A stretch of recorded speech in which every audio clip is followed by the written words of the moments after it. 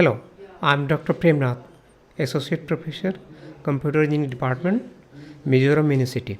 Today I will be discussing with you the cellular system and frequency reuse in wireless communication.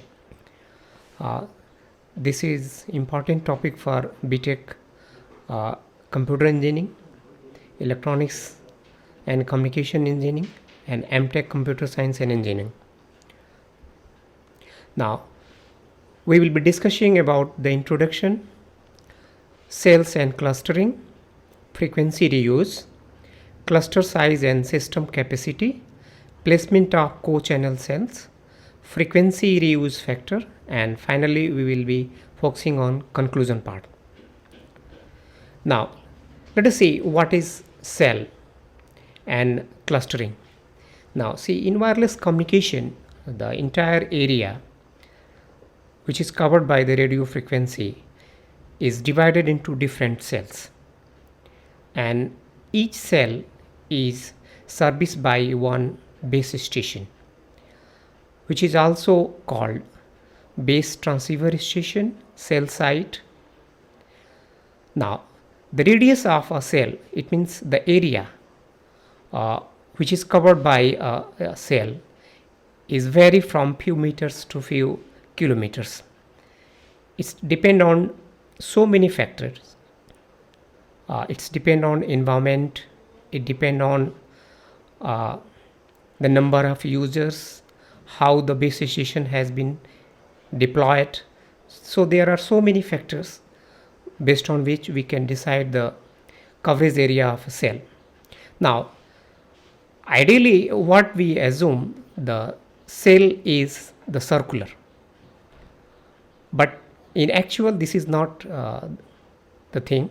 The cell is not in circular shape. It vary depending on so many factors. Now, but for discussion purpose and analysis of the so many parameters, we will consider three models. One is hexagonal cell, another is triangular, and maybe it rectangle. But in our discussion, we will consider hexagonal cell for our discussion. Now, let us see what is cluster. Now, the group of cell form a cluster, and each cluster in the communication area is assigned a set of frequency, which is also called radio spectrum or channels, and the cells within the cluster share disjoint set of frequency. It means whatever the overall channels we have, those all channels are assigned to a cluster, and those all channels are distributed among each cell inside the cluster. Now, for example, we can see here, we can have 3 cells cluster, we can have 4 cell cluster, and we can also have 7 cells or more cells cluster. So, depending on the requirement, depending on the other parameters, we can select the number of cells within a cluster. We will be focusing about what will be the implication of selecting the larger cluster and what will be implication about the selecting of the smaller cluster. Now, let us say one example, simple example. Just consider how many clusters with the size 4 are required to cover a service area of size 1765 kilometer square, where uniform cell size is 7 kilometer square. Now, here the size of cluster is given, which is 4. The service area, which is the communication area, we can say, which is 1765 kilometer, and one cell covers 700 kilometer square area. So, the cluster size, which we denote by the K, which is equal to 4. Now, we can calculate the size of a cluster. The cluster size multiplied by the cell area. It means 4 multiplied by 7, which is equal to 28 kilometers square. It means one cluster can cover 28 kilometer square area. So number of cluster in the given square, that entire surface area, which will be 1765 divided by 21, which will come approximately 63. So this was a simple example which show how the cluster is formed and how the surface area is covered by the cluster. Now let us focus on another parameters. What are the influencing factor to decide the cell size or cluster size? Okay, it will include the buildings, mountains, valleys, roadside, number of users, that is also known as system load, weather condition, transmission power of the base station, and interference. Now what happens if you move around the rural area where is the roadways, where is no high rising buildings, no mountain, we can place the antenna which can cover up to few kilometers, but it is not possible in the urban area which is more populated. We require to share so much load, so many users we have to support.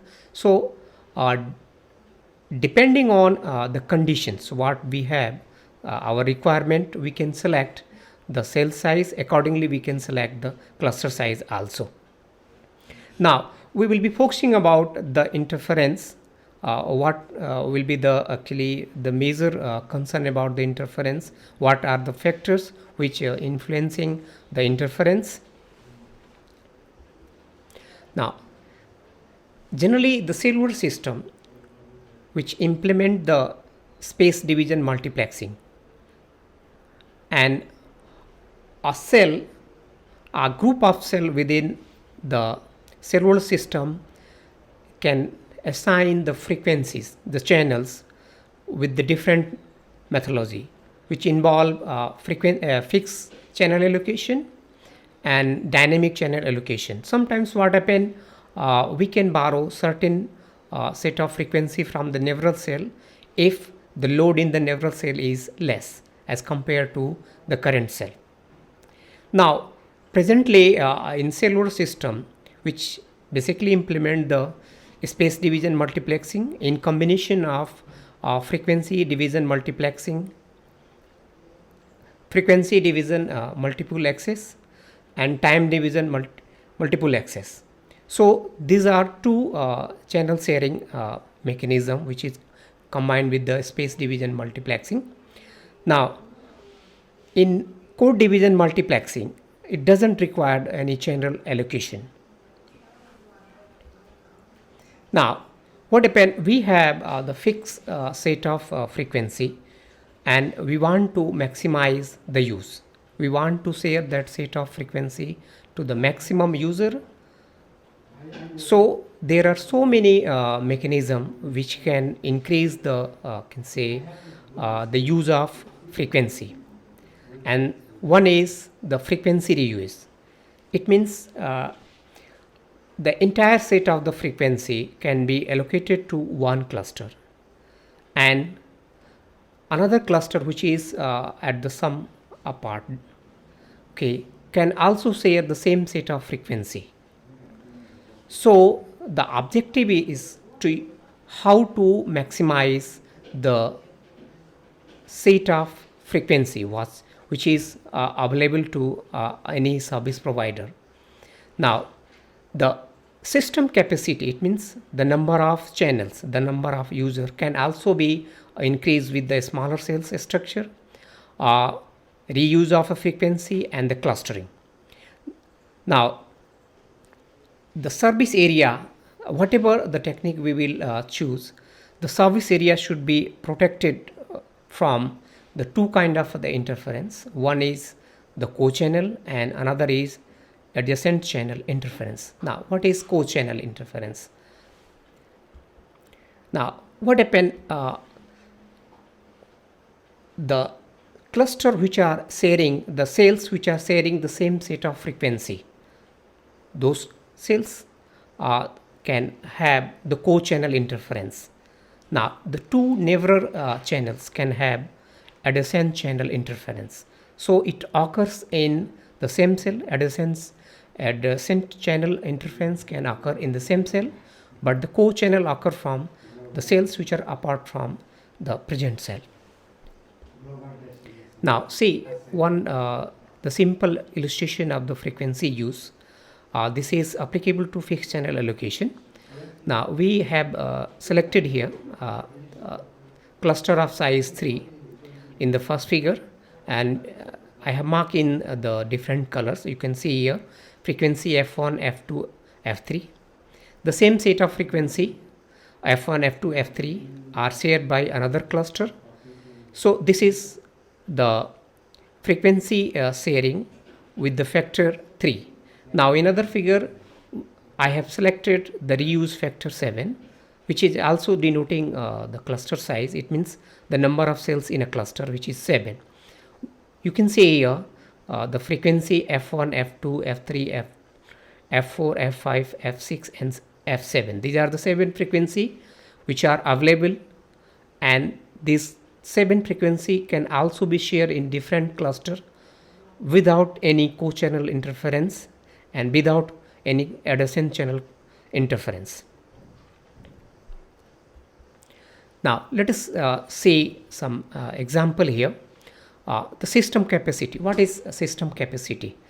This system capacity is defined in terms of the number of channel available and the total number of cluster available in the entire service area. So the system capacity is total number of channels multiplied by the total number of cluster. Just for example, a mobile communication system is allocated a spectrum of 20 megahertz and uses radio frequency channel bandwidth of 25 megahertz kilohertz. The entire service area is covered by 100 cells and frequency reuse factor is 4. Then find the system capacity. You can see here we have the radio frequency spectrum which is 20 megahertz. It means 20 into 10 to power 3 kilohertz, and each channel is allocated 25 kilohertz. So we have 800 channels altogether, and there are 100 cells to cover the entire area, and each cluster is having 4 cells. So we can calculate the number of cluster in the entire area, which is 100 divided by 4, which is 25. And now we can calculate the system capacity, how many channels can be supported by the system. So 800 multiplied by 25, it is 20,000 channels. Now the cluster size and the system capacity. Suppose K is the frequency reuse factor. It means the number of cells in a cluster, and N is the total number of channels available. So inside a cluster, it means there are K cells inside the cluster. So each cell can have J number of channels, which is N divided by K. And suppose there are M number of cluster in the system, then the system capacity can be calculated by M multiplied by N, which is equal to M multiplied by J multiplied by K. Now we can see here the system capacity C is dependent on M, J and K. M and J, these two are dependent on K. So overall we can conclude here the C is dependent on K. So increasing the K will also increase the system capacity C. But we have to take care of the interference also, the co-channel interference.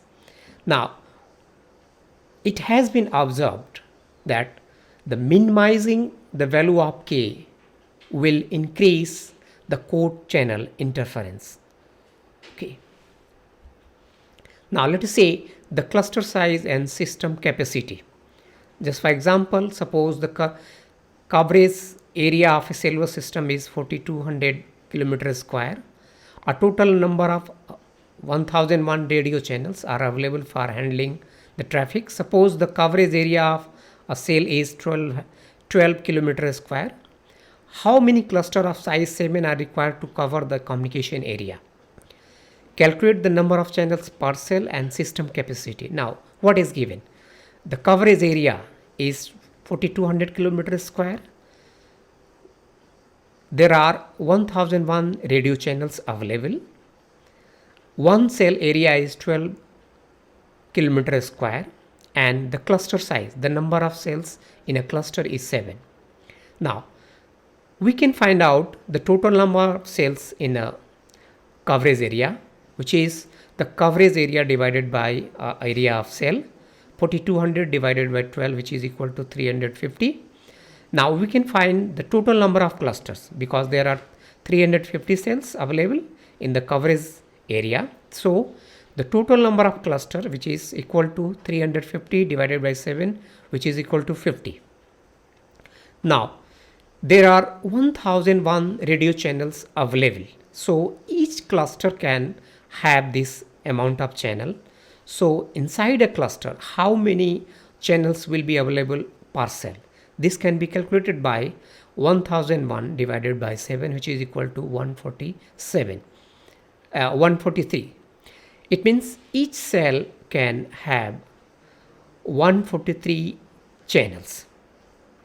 Now we can calculate the system capacity by multiplying the total number of channels available multiplied by the total number of cluster, which is equal to 1000 multiplied by 50, which is equal to 50,050. Now let us say how we can place the co-channel cells. What will be the distance between the two adjacent, the nearest co-channel cells? Now, as I have already explained you, the co-channels cells are those cells which are sharing the same set of frequencies. Now we will use two shift parameter. We call it I and J to locate the two nearest co-channel cells, and we will consider the hexagonal geometry. Now Ij are separated. We can consider as a two axis Ij, which are separated with the 60 degree.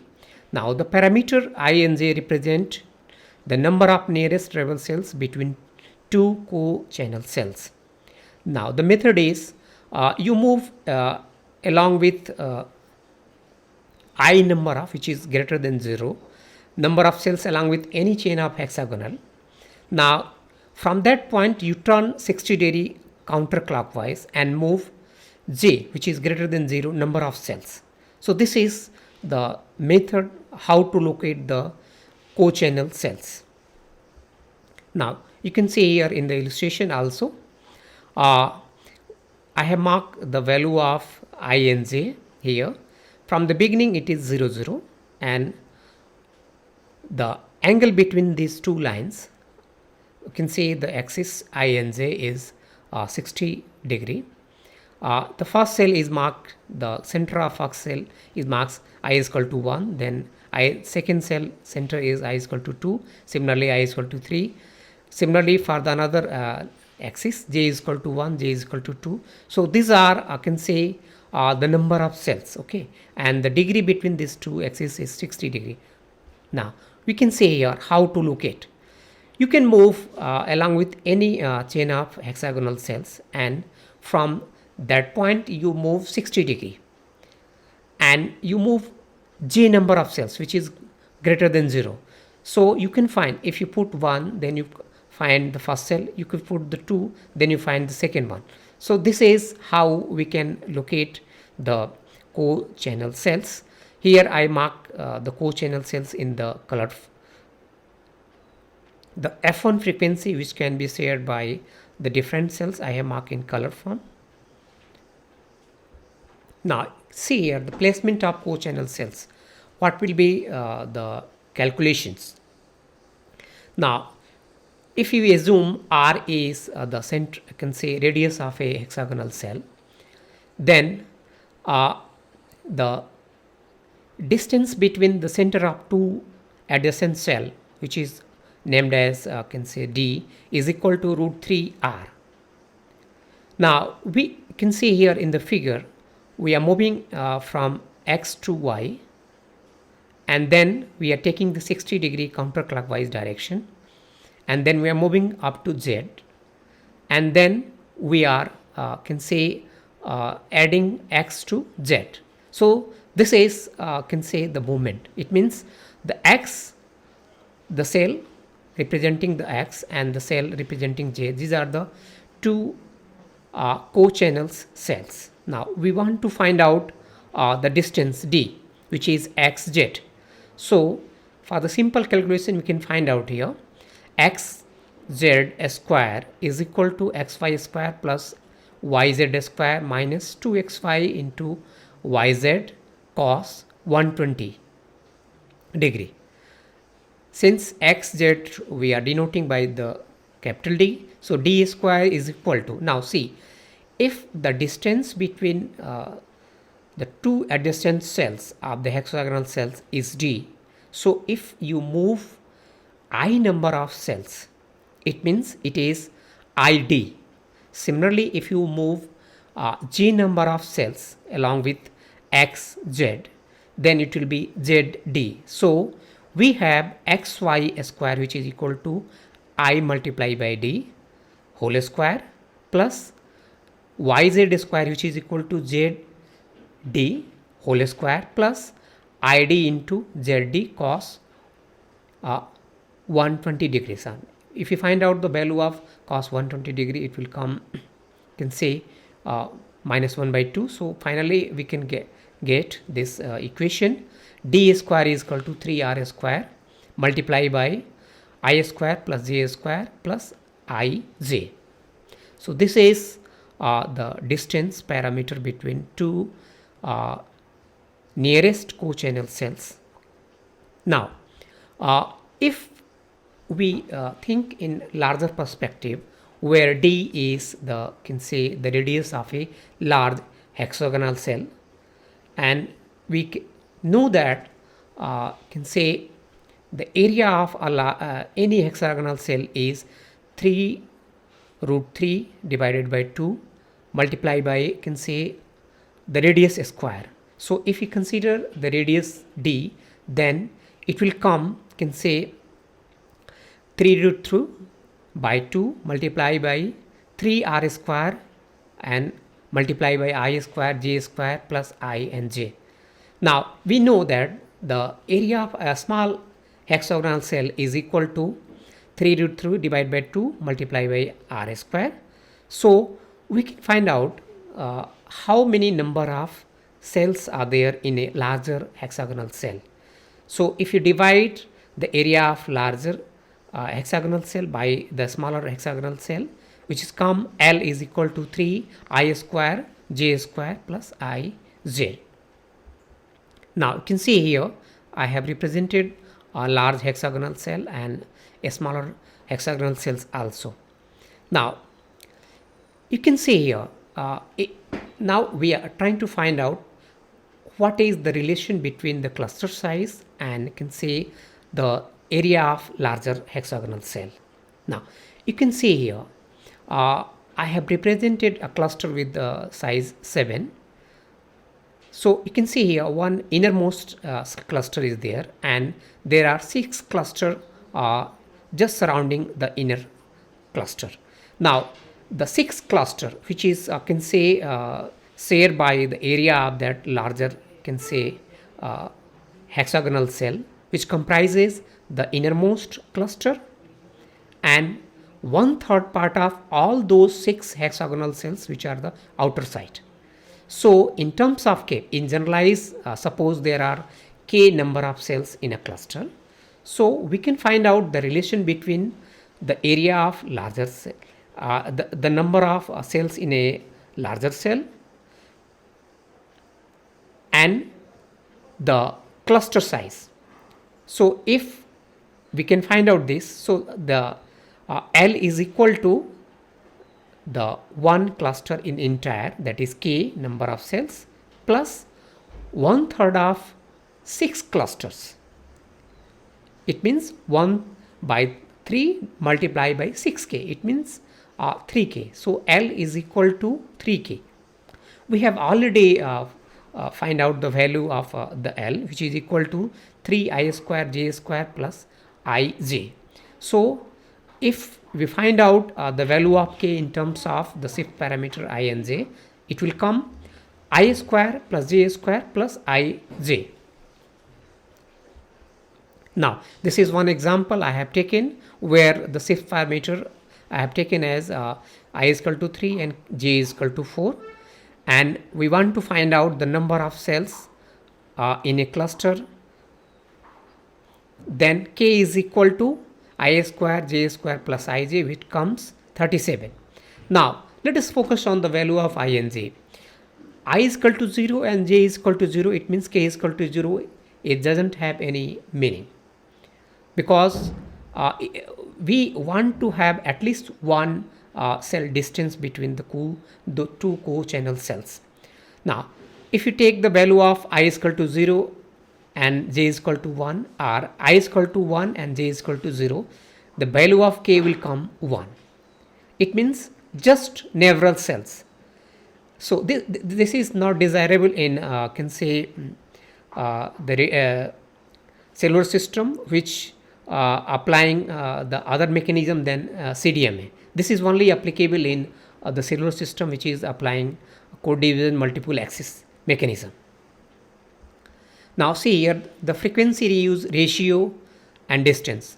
If you denote D is the distance between two nearest co-channel cells, R is the radius of irregular hexagonal cells, then the frequency reuse ratio Q is equal to D divided by R.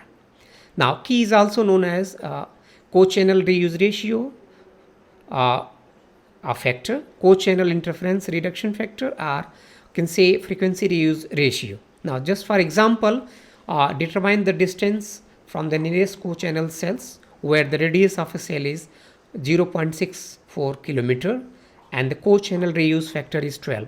Now using these two parameters we can calculate the distance D is, which is equal to a small q multiplied by r, which is equal to 7.68 kilometer. So the distance between the two co-channel cells with the given parameter will come 7.68 kilometer. Now the frequency reuse factor Q and the cluster size. We have already calculated the value of K in terms of shift parameter I and j. We have already calculated the value of can say frequency reuse factor, which is Q is equal to D divided by R.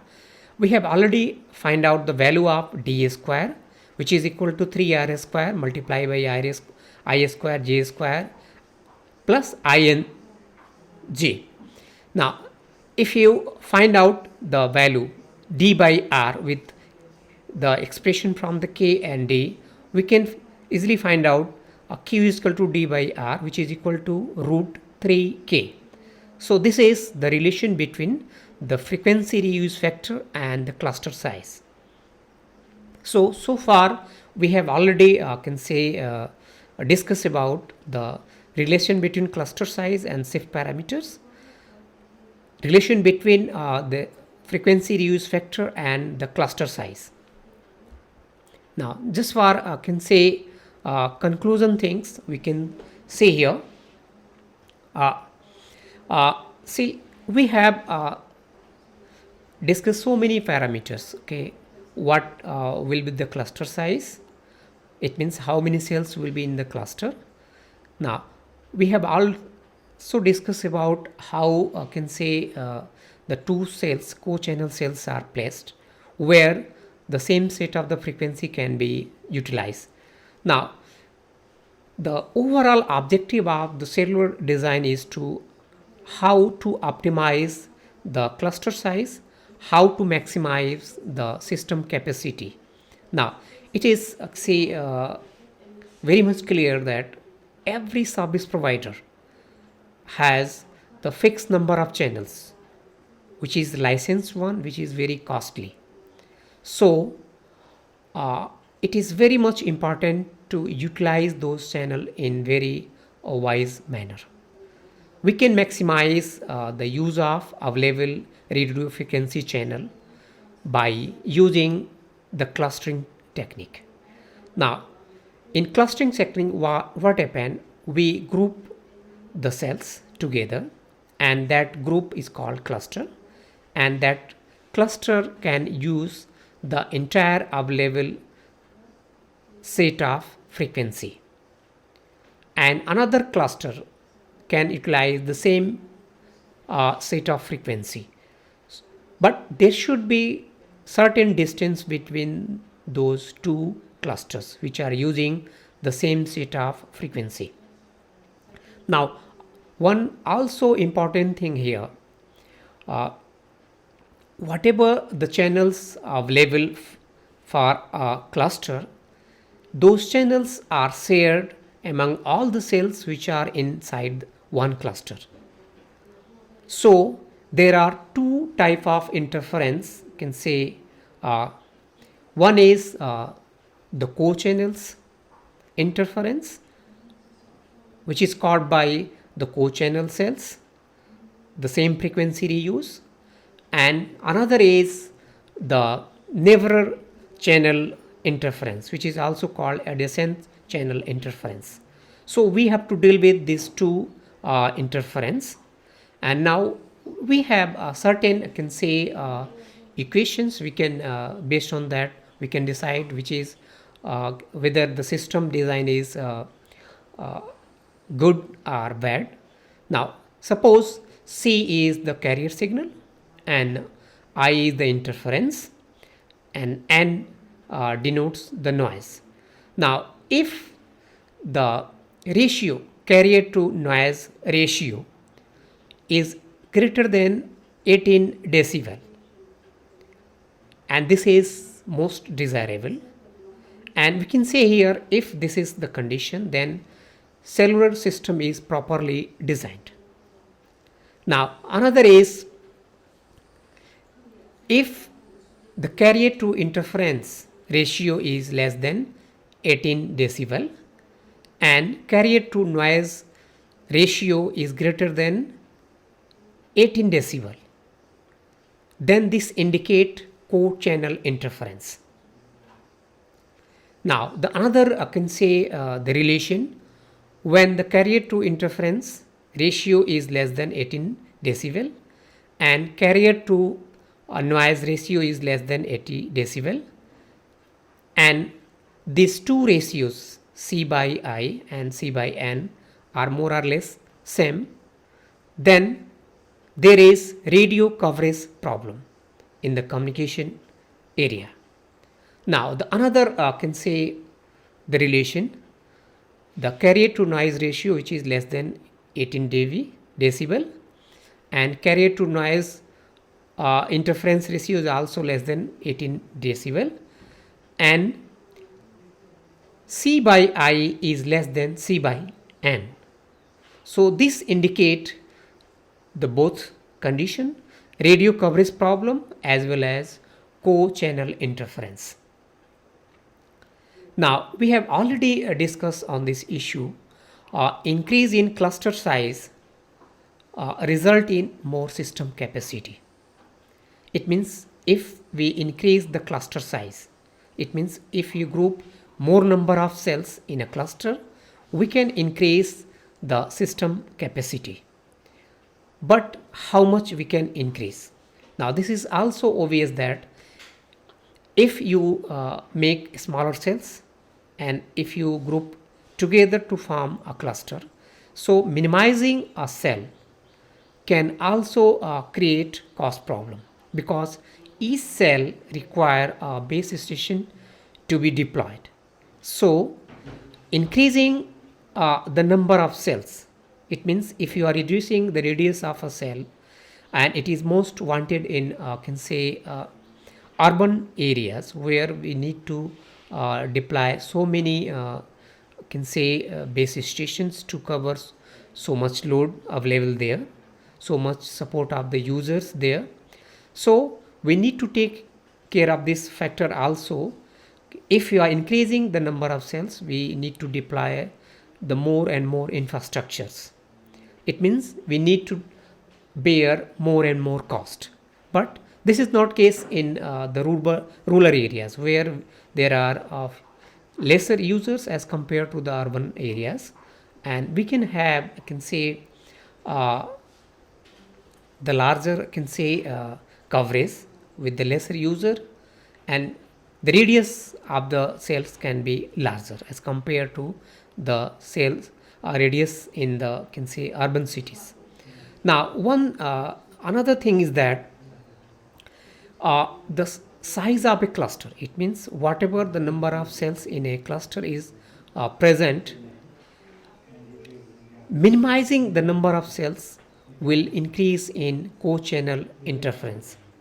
So these are, can say, the few parameter on which we can say, look on our system design, how to design the cellular system. So this is all about our discussion about how to design the cells clusters and how to reuse the frequency. So thank you for watching.